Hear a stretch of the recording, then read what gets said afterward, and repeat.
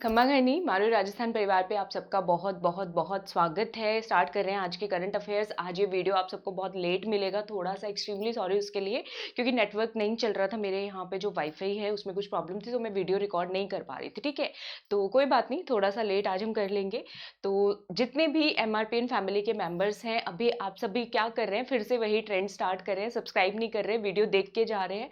ठीक है, तो ये काम ना कीजिए, क्योंकि बहुत सारे वीडियोज आने वाले हैं बच्चों। आगे जो भी एग्जाम आने वाले, मैं सीरियसली बता रही हूँ आपको, जैसे कॉलेज लेक्चरर का हो, इतनी सारी हमारी सीरीज चल रही है, मास्टर टाइम सीरीज चल रही है, जिसमें मैं स्ट्रेटेजी बताती हूँ कोई इंडिविजुअल सब्जेक्ट आपको कैसे प्रिपेयर करना है, उसके इंपॉर्टेंट टॉपिक्स कौन से हैं। फिर ब्लैक बोर्ड क्लास कल से हमने स्टार्ट किए, फीडबैक आपने उसका बहुत प्यारा दिया है, थैंक यू सो मच उसके लिए। लेकिन आप लोग उसको शेयर भी कीजिए। ठीक है, लर्न विद ट्रिक सीरीज चल रही है, सब आपके लिए इतने एफर्ट्स किए जा रहे हैं। तो आई थिंक अगर आप सब्सक्राइब करेंगे, बेल आइकन को प्रेस करेंगे और इसको शेयर करेंगे, तो आपका एक तो कोई वीडियो मिस नहीं होगा, आपकी वो दिखाएगा नोटिफिकेशन के अंदर कि ये वीडियो इस टाइम पे प्रीमियर हो रहा है। ठीक है, तो वो ना कीजिए। अभी फिर से वही ट्रेंड स्टार्ट हो गया कि आप लोग सब्सक्राइब करना भूल जाते हैं, या तो मुझे लग रहा है वीडियो देख लेते हैं अपने कंफर्टेबल टाइम पे।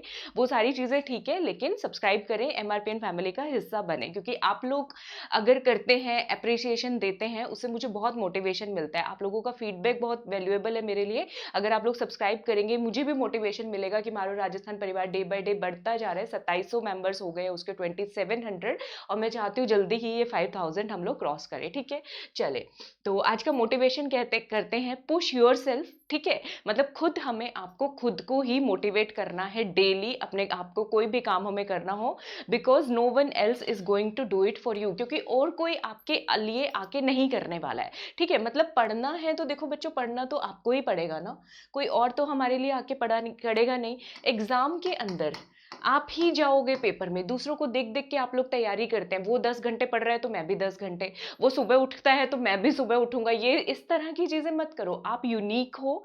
ठीक है, आप खुद के लिए पुश करो, क्योंकि आप पढ़ रहे हो, क्योंकि आपको जॉब चाहिए, आपको सोसाइटी में एक रिस्पेक्ट चाहिए।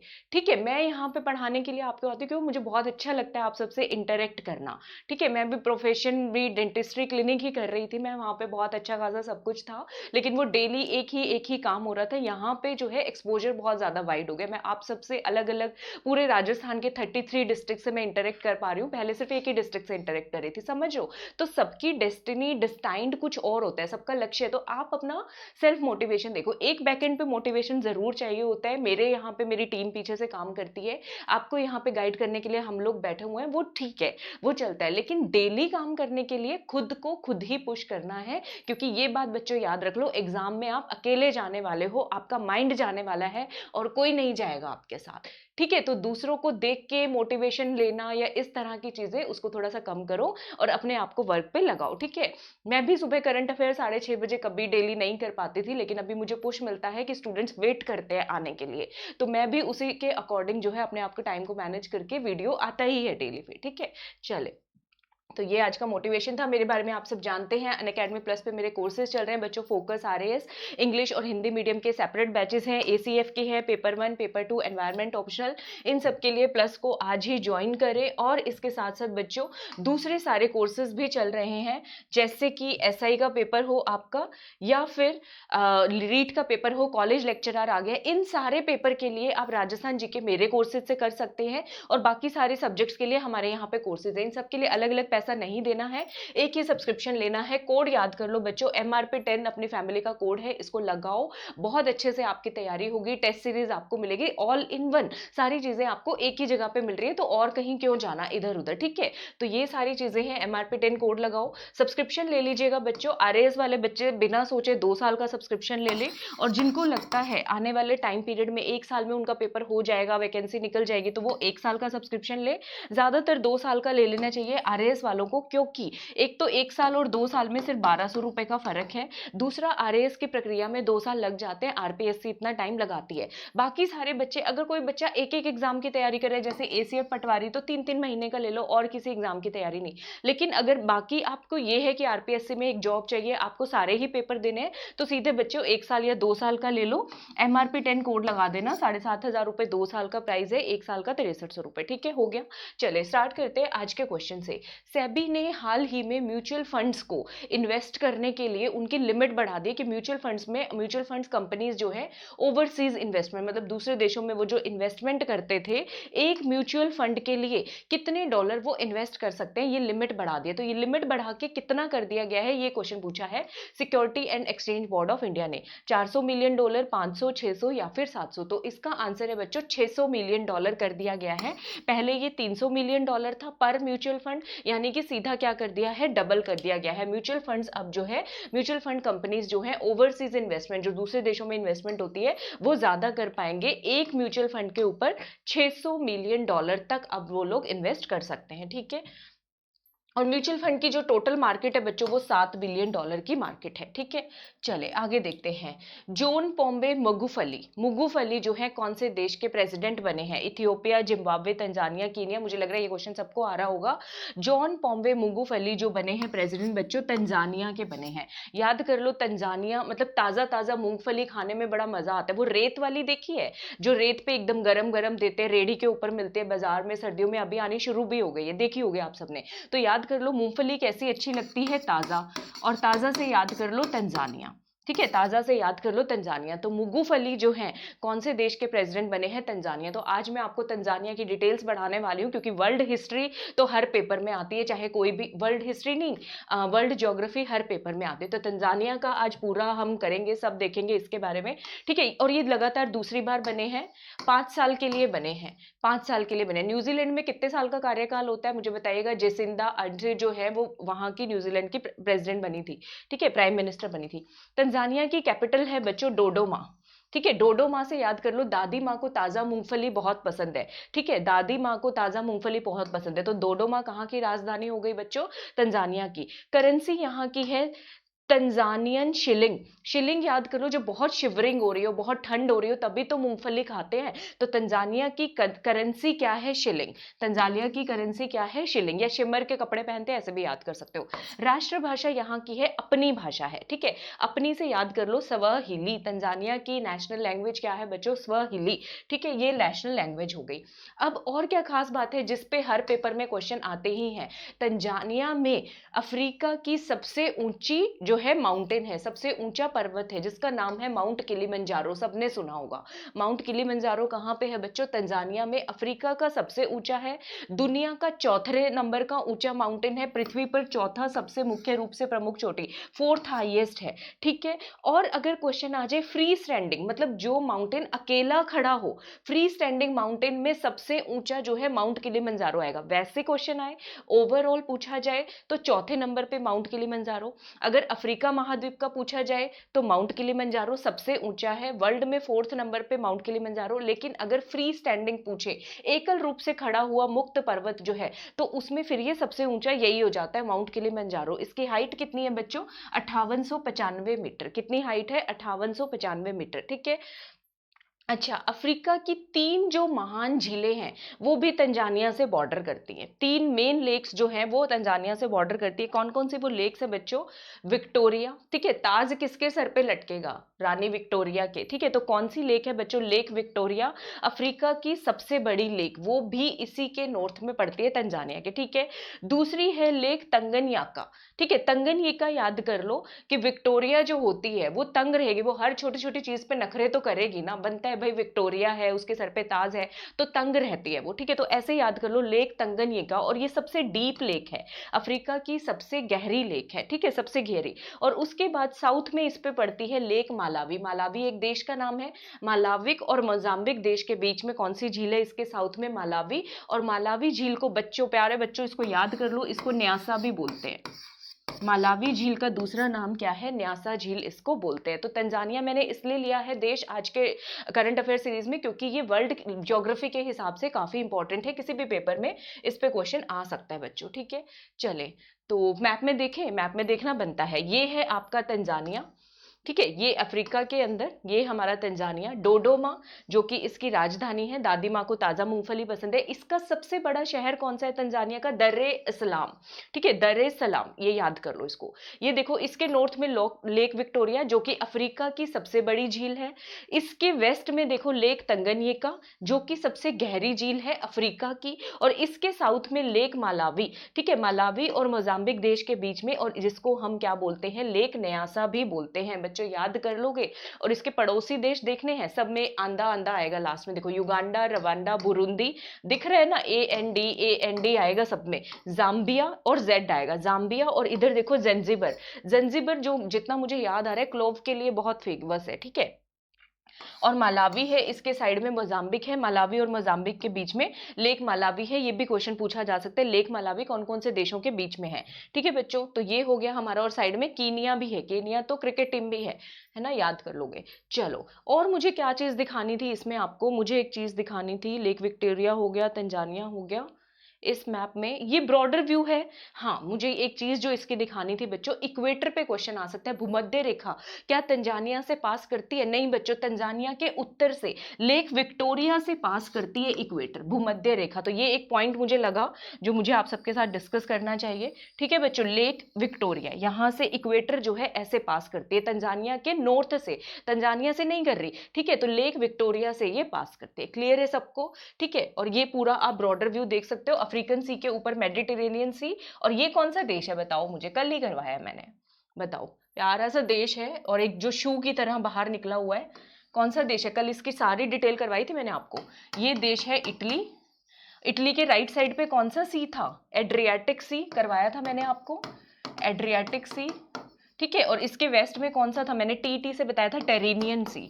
ठीक है, और इधर ये था फ्रांस, इधर स्पेन, और इनके बीच में था अंडोरा।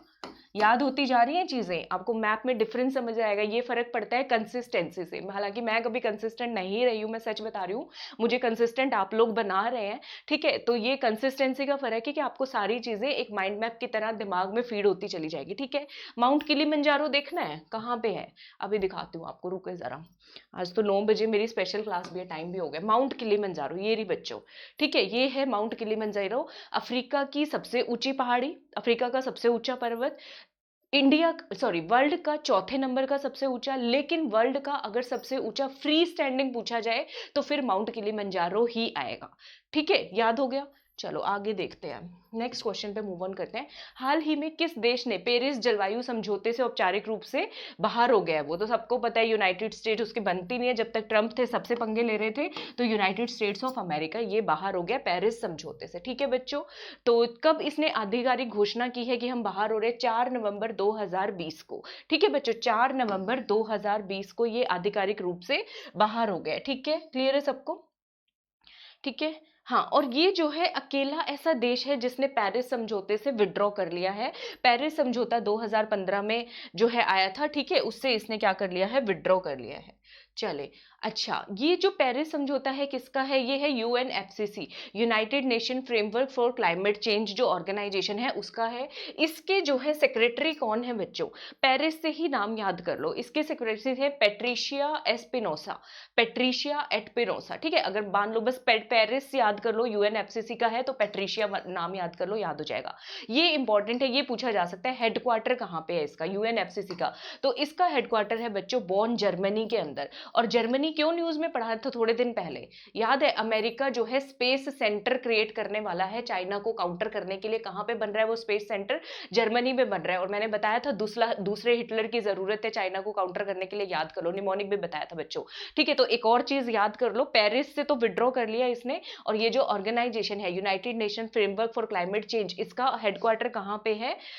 दिस जर्मनी, बोन के अंदर है। ठीक है बच्चों, आई थिंक हो गया होगा। आज मैं थोड़ा जल्दी जल्दी करा रही हूँ क्योंकि मेरी स्पेशल क्लास है 9 बजे। और आप लोग भी आ जाना स्पेशल क्लास में, लिंक में दे दूंगी उसका, डिस्क्रिप्शन में डाल दूंगी। ठीक है, अभी हाल ही में सार्क फाइनेंस गवर्नर्स ग्रुप की एक मीटिंग हुई है, 40वीं 40th। सार्क जो है सबको पता होगा ना, south Asian association for regional corporation. ठीक है, ये जो है कौन से देश की अध्यक्षता में ये मीटिंग हुई। सार्क फाइनेंस गवर्नर्स ग्रुप मतलब सारे फाइनेंस जितने भी बैंक्स हैं उनके गवर्नर मिले हैं आपस में। नेपाल, इंडिया, श्रीलंका, मालदीव, तो ये बच्चों हमने ही की है, इंडिया ने। अब इंडिया ने की है तो कौन इसकी अध्यक्षता करेगा? आरबीआई के गवर्नर। आरबीआई के गवर्नर कौन है? शक्तिकांत दास, उन्होंने की है। तो ये जो ग्रुप है सार्क फाइनेंस गवर्नर्स ग्रुप, ये कब बना? ये बना है बच्चों तब नहीं बना जब सार्क बना था, उसके कई सालों के बाद बना है। ये बना है 9 सितंबर 1998 को, ठीक है, 9 सितंबर 1998 को। करंट चेयरमैन कौन है? हम ही हैं, हमारा आरबीआई ही है, रिजर्व बैंक ऑफ इंडिया। हो गया सबका, ठीक है। सार्क के बारे में जान लेते हैं। इसके बच्चों 8 मेंबर कंट्रीज हैं। साउथ एशिया का जो देश है उनका जो है जियो पॉलिटिकल रीजनल ऑर्गेनाइजेशन है, ट्रेड में सारी चीज़ों में अपने आप को ठीक करने के लिए 8 मेंबर देश हैं। कौन कौन से देश हैं इसके जो हैं, ये मैं मैप से कराई देती हूँ आपको, ठीक है।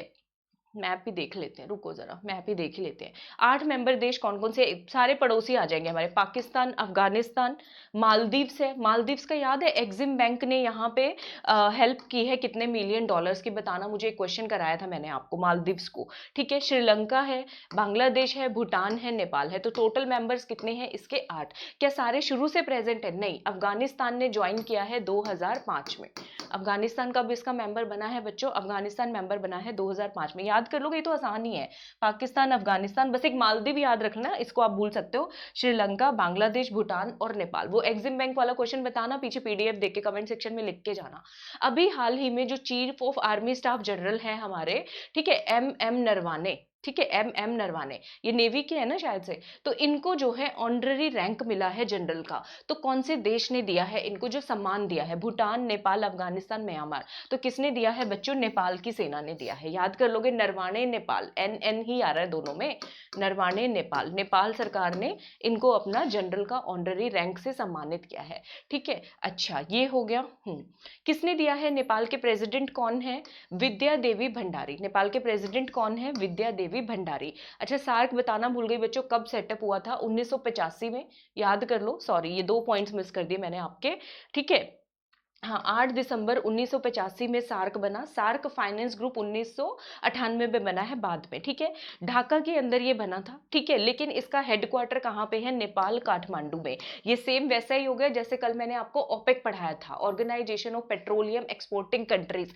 बनी कहाँ पे थी? इराक में बनी थी, बगदाद में, 1960 में। लेकिन उसका हेडक्वार्टर कहाँ पे है? ऑस्ट्रिया वियना के अंदर, याद हो तो अगर। तो सार्क भी बनी कहाँ पे थी? ढाका में, ठीक है, 1985 में। लेकिन हेडक्वार्टर कहाँ पे है? काठमांडू, नेपाल के अंदर। क्लियर है सबको? मैं थोड़ा फास्ट करवा रही हूँ, एक्सट्रीमली सॉरी बच्चों, ठीक है। हाँ, चलिए नेक्स्ट देखते हैं। National payment corporation of India ने अभी कौन से मैसेजिंग प्लेटफॉर्म को अलाउ किया है कि आप जो है अपना पेमेंट सिस्टम स्टार्ट कर सकते हो? तो ये क्वेश्चन तो करवा चुकी हूँ, कल ही किया था हमने। WhatsApp, I message, Telegram, Facebook. तो कौन है? व्हाट्सएप है, जिसको कौन ऑन करता है? फेसबुक इसको ऑन करता है, ठीक है। तो व्हाट्सएप को अलाउड किया गया है और व्हाट्सएप ने इसके लिए 5 बैंकों के साथ समझौता किया है। कौन कौन से बैंक थे? जल्दी से हो जाए। एसबीआई, एक्सिस बैंक, आई से याद कर लो, आईसीआईसीआई, ठीक है, और था जियो पेमेंट्स बैंक। एक और बैंक रह गया, कौन सा बैंक मिस कर रही हूँ मैं? एचडीएफसी। एचडीएफसी, इन 5 बैंकों के साथ इसने वो एग्रीमेंट वगैरह जो है साइन किया है, ठीक है। अगला क्वेश्चन है, 4 मेंबर कमेटी बनाई गई है। अभी अर्नब गोस्वामी है ना अंदर, टीआरपी स्कैम अभी एक न्यूज में आया था, अगर आपने पढ़ा हो तो। उस टीआरपी स्कैम को देखने के लिए भारत सरकार ने 4 सदस्यीय कमेटी गठित की है टीआरपी रेटिंग प्रणाली के लिए। तो इसके अध्यक्ष कौन है, ये क्वेश्चन है। ए सूर्य प्रकाश, राजीव सिंह, शशि एस वेम्पति और अली आर रिजवी। तो इसके जो प्रेसिडेंट है बच्चों शशि एस वेम्पति, ठीक है। अब ये जो टीआरपी वाला सिस्टम है, टीवी वीवी सारा कैसे आता है? ब्रॉडकास्टिंग से आता है। तो ब्रॉडकास्ट से वेम्पति याद कर लो, ठीक है, बस ऐसे ही याद कर लो, शशि एस वेम्पति। शशि एस वेम्पति कौन है, इनके बारे में जानते हैं, ठीक है। 4 मेंबर की कमेटी बनेगी। ये जो है ये एक सेकंड, प्रसार भारती जो है ना हमारी, उसके सीईओ हैं, प्रसार भारती के सीईओ हैं शशि एस वेम्पति। इस कमेटी को रिमोट सबमिट करनी है 2 महीने में। इस कमेटी में कितने सदस्य हैं बच्चों? 4 सदस्य हैं। टीआरपी पता है आपको कौन बनाता है? टीआरपी कैसे आती है? टीआरपी देखते हो, कभी बिग बॉस टॉप पे होता है, कभी बिग बॉस फ्लॉप चला जाता है, और कभी कोई सीरियल आगे हो जाता है, कभी कोई कभी कोई कभी कोई। कौन बनाता है जरा देखते हैं आज इसके बारे में। टीआरपी कौन कैलकुलेट करता है? एक ऑर्गेनाइजेशन है बच्चों, broadcast orient research council, BARC, BARC का मतलब भाभा एटॉमिक रिसर्च सेंटर नहीं बोल रही हूं मैं, यहाँ पे बार्क दूसरा है, कौन सा है, ब्रॉडकास्ट ऑडियंस रिसर्च काउंसिल, ठीक है, ये बनाती है। अच्छा ये टीआरपी कब से आई है, जब से ये संस्था बनी होगी तभी से आई है। तो ये संस्था कब बनी जरा ये देख लेते हैं। ये संस्था बनी है 2010 में, यानी 10 साल पुराना ही है ये टीआरपी सिस्टम, ठीक है। कितने साल पुराना है, 10 साल पुराना है। हेडक्वार्टर कहाँ पे होगा, ये टीआरपी सारी चीजें कहाँ से चलती है, बॉम्बे से, तो हेडक्वार्टर तो बॉम्बे में ही होना है इसका। इसके चेयरमैन कौन है, बार्क के पुनीत गोयंका, ठीक है। इसके चेयरमैन कौन है बच्चों, पुनीत गोयंका इसके चेयरमैन है। अब इस कमेटी के जो ये टीआरपी सिस्टम, उसके अध्यक्ष किसको बनाया गया है, शशि वेम्पति जी को बनाया गया है, जो कि प्रसार भारती के सीईओ है, ठीक है। अच्छा ये टीआरपी करती कैसे है, हमारे देश की आबादी बताओ जरा, 130 करोड़ आबादी है, और ये कितने लोगों का, कितने घरों का सर्वे करके टीआरपी दे देते हैं, देखो जरा नंबर देखो इनका, 45,000 घरों का, सिर्फ और सिर्फ 45, 130 करोड़ की जनता टीवी पे क्या देख रही है, उससे टीआरपी कैसे सेट होती है, सिर्फ 45,000 घरों से कैसे पता चलेगा। इस घर में जितने मेंबर है ना, जो जो सबसे ज्यादा टीवी देखता है वही टीआरपी में टॉप है, तो यही स्कैम ही है एक तरह से ये, ठीक है।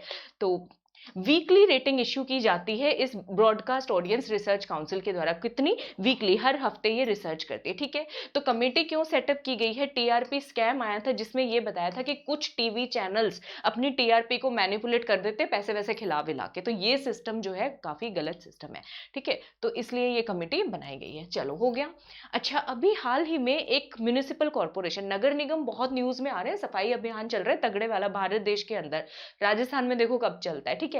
एक नया इनिशिएटिव शुरू हुआ है, प्लास्टिक लाओ मास्क ले जाओ, मतलब आप प्लास्टिक सबमिट करोगे नगर निगम को, नगर निगम आपको एक मास्क देगा।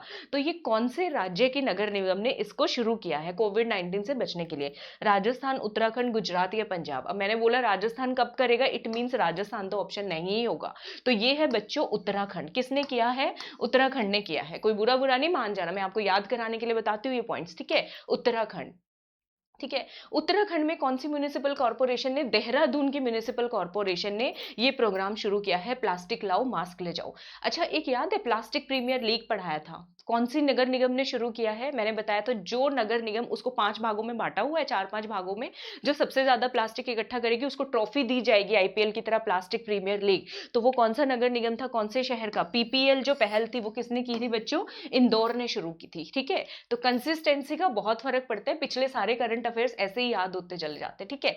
अच्छा अब देखो बच्चों, इंटरनेशनल डेयरी फेडरेशन, ठीक है, अंतरराष्ट्रीय दूध संगठन, यही नाम होगा इसका, इंटरनेशनल डेयरी फेडरेशन, ठीक है। इसका अध्यक्ष किसको बनाया, अब दुग्ध में तो हम सबसे टॉप पे ही हैं, भारत में दूध दही का खाना है, ठीक है।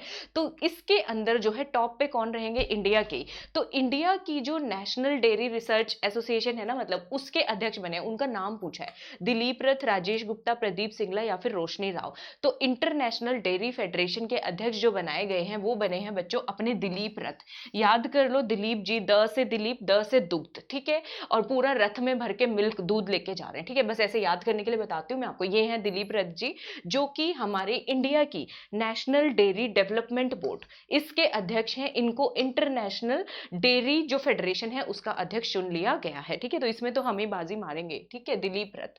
अच्छा अगला क्वेश्चन है, कौन से भारतीय सुपर हीरो जो हैं उनको नमामि गंगे के प्रमोशन के लिए, लोगों में जागरूकता लाने के लिए साथ में जोड़ा गया है। अब ये नमामि गंगे की एक तरह से प्रमोशन करा करेंगे। सुपर हीरो देखो आपको बचपन याद आ जाएगा, चाचा चौधरी, शक्तिमान कौन कौन देखता था, स्कूल से छुट्टी कौन कौन करता था शक्तिमान देखने के लिए, क्रिश, ठीक है, क्रिश अभी हाल ही के, और परमाणु, ठीक है। तो बच्चों चुना है हमने सबसे पुराने वाले सुपर हीरो को, वो सुपर हीरो क्या करेंगे, नमामि गंगे का प्रमोशन करेंगे। तो आंसर है चाचा चौधरी। किसको चुना गया है, चाचा चौधरी जी को चुना गया, ठीक है, सुपरमैन। अब देखोगे आप नमामि गंगे, मतलब बुकलेट्स वगैरह आएंगी और ये सब जो है उनके लिए वो करेंगे।